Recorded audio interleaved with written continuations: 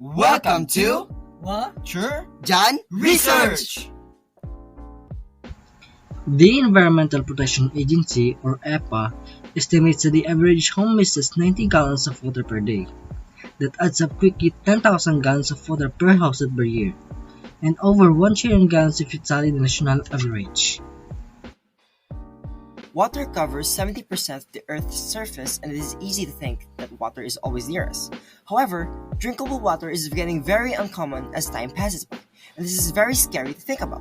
A small margin of the Earth's water is fresh water, and a fraction of that is locked away inside glaciers, inaccessible to humans. We should act in order to solve this underlying problem, and for that, we made the Aqua-Pot! What is the Aqua-Pot?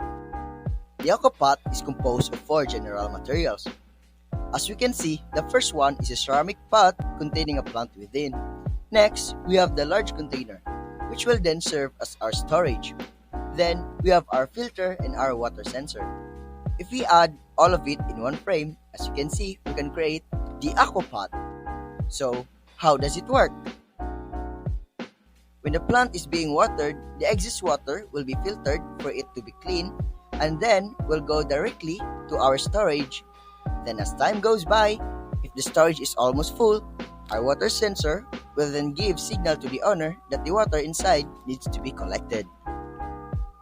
And that sums up our video for this day. We hope that this video would educate you. And thanks for watching! Bye!